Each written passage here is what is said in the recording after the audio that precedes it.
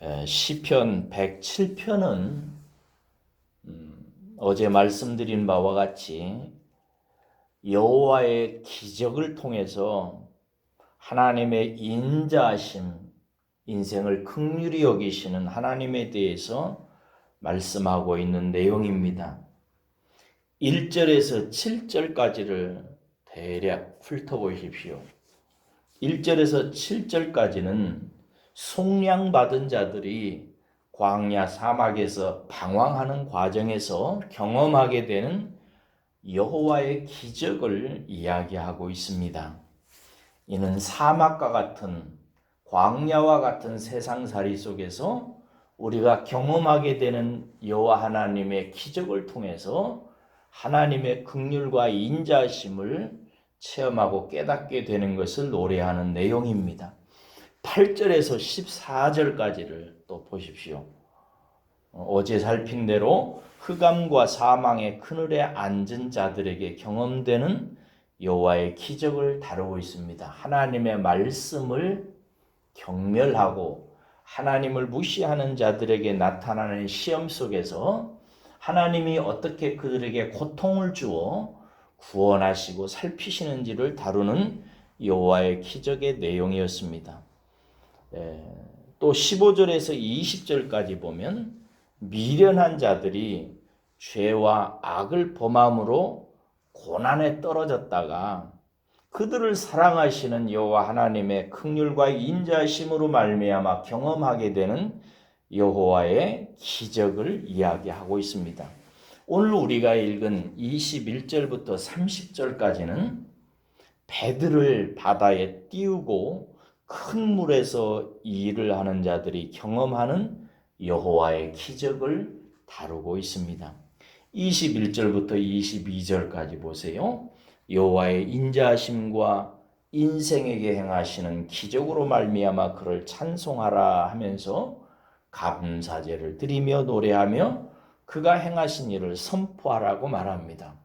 이렇게 대단한 감사제를 드리라고 권함을 받는 자들은 누구입니까? 23절 보니까 배들을 바다에 띄우며 큰 물에서 일을 하는 자라고 말하고 있어요. 그리고 24절에 보니까 이들은 여호와께서 행하신 일들과 기이한 일들을 어디에서 본다고 그랬어요? 깊은 바다에서 본다고 합니다. 여러분, 성경에서 바다라고 하는 말의 은유적인 뜻은 험한 삶을 살아가는 인생이라고 하는 과정을 가리킵니다. 나중에 이제 천국에 가게 되면 바다가 있을까요, 없을까요? 물리적인 바다는 있을지 모르는데 이 은유적인 바다, 즉 험한 인생을 살아가는 인생이라는 바다는 없어집니다. 그래서 이것에 대해서 비유적으로 이야기하는 본문이 계시록 21장 1절에 나오는데 이런 말씀이 있어요. 새 하늘과 새 땅을 보니 처음 하늘과 처음 땅이 없어졌고 하면서 그 다음에 뭐라고 말하면 바다도 다시 있지 않더라 이렇게 되어 있습니다. 그러면 파도가 가득한 이 세상인 바다는 왜 생겨나서 사람을 괴롭게 하는 걸까요? 이 세상에 살아가면서 인생이다 하는 바다가 있단 말이에요. 그리고 큰 풍랑이 일고 파도가 일어나요. 이런 것들은 왜 생겨서 사람을 괴롭게 하는 걸까요? 한마디로 말해서 욕망과 욕심, 온갖 육체의 정욕 때문에 일어나는 것들입니다. 23절에 보니까 그래서 사람들은 배들을 바다에 띄우고 큰 물에서 일을 한다고 얘기합니다. 이게 무슨 말이에요? 큰 성공과 큰 성취를 얻기 위해서 세상이라는 바다에 깊이 들어가서 배를 띄우고 큰 물에서 노는 거예요. 이것은 무엇을 의미하냐면은 세상에서 출세하고 성공하고 돈 벌고 이름 날리기 위해서 그 육체에 가득한 정욕을 가지고 욕망과 욕심을 가지고 세상에서 살아가는 사람들을 말하는 것입니다.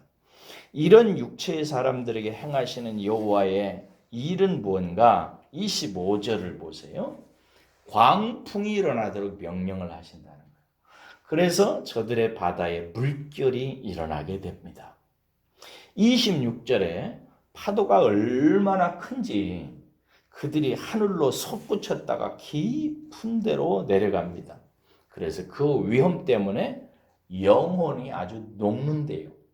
27절 보세요. 그래서 그들은 이리저리 구르고 취한 자같이 비틀거리고 모든 지각이 혼돈에 다 빠져버리는 거예요. 하나님께서 사랑하는 어떤 사람이 그 육체의 정욕 속에 온갖 세상의 욕망과 욕심과 성공에 대한 열망에 사로잡혀서 세상에 나가서 마치 큰 바다에 배를 띄우고 깊은 바다로 나가서 큰 풍랑을 만나듯이 욕망 있는 사람이 세상에 나가서 살다 보면 하나님께서 그를 사랑하시기 때문에 그가 사는 삶에 풍랑을 일어나게 한다는 거예요. 고통이 일어나게 하는 거죠.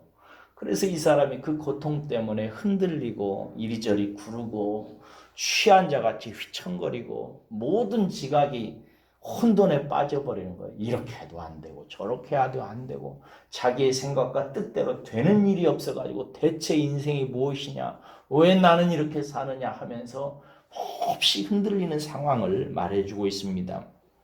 혹시 내 인생의 배가 심하게 흔들리는 것 같지 않던가요?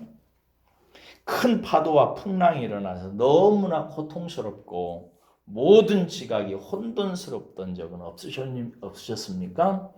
그 이유에 대해서 우리는 묵상해야 돼요. 왜 내 인생이 이렇게 요동이 치는가? 내 인생은 왜 이렇게 심하게 흔들리는가? 나는 왜 이렇게 멀미를 하듯 인생을 살아가는가? 그것은 내 욕망과 육체의 소욕을 채우려고 내가 너무 큰 바다에 나가기 때문에 그런 것입니다.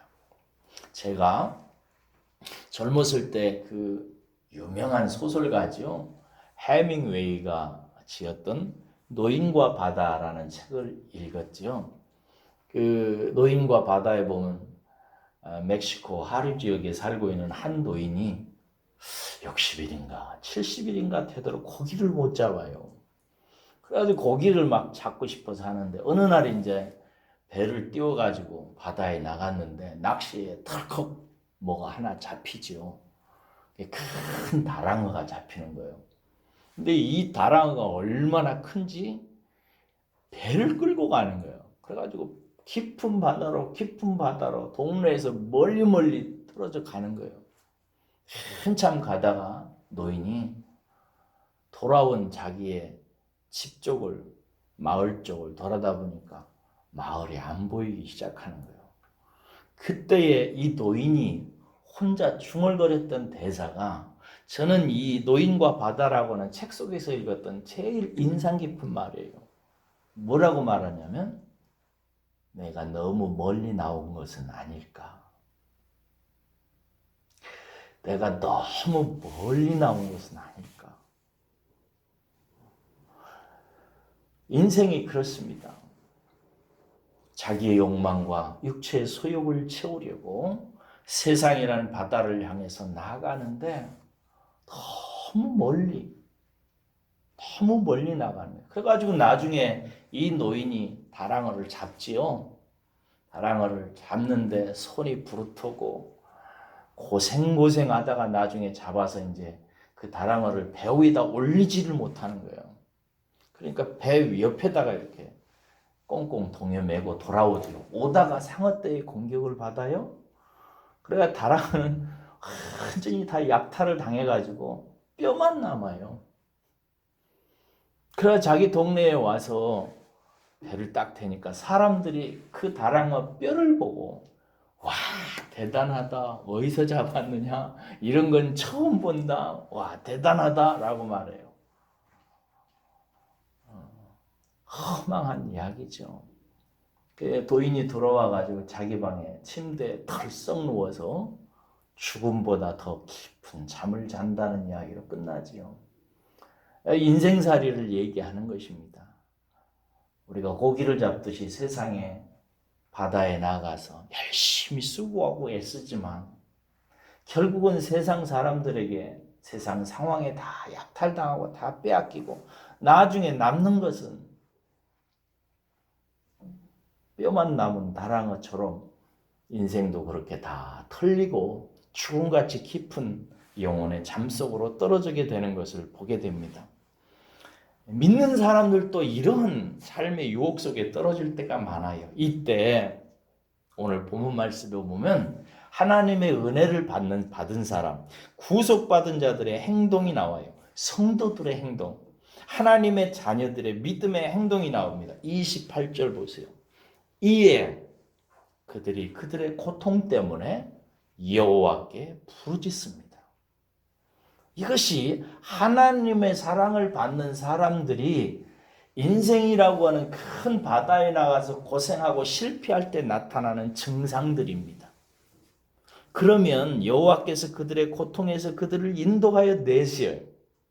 29절 광풍을 고요하게 하셔서 물결도 잔잔하게 하시고 30절 그들의 평온함으로 말미암아 기뻐하는 중에 바라던 항구에 천국에 인도하신다는 이야기입니다. 오늘 본문 말씀은 이것을 뭐라고 얘기하는 거예요? 여호와의 기적이다. 이렇게 얘기해요.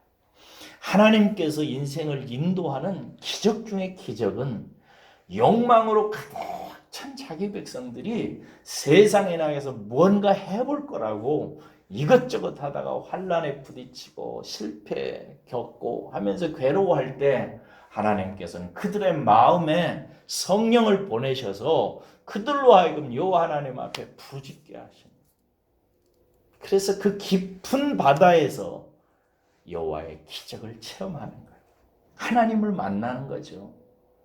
그래서 이제 하나님 앞에 다시 돌아와서 인생의 마지막에 평안하게 돌아와서 천국의 항구에 도달시키게 하는 것, 이것이 하나님께서 인생에게 베푸시는 놀라운 기적이라고, 저와 여러분들이 그런 기적의 대상자들이라고 얘기하는 거예요.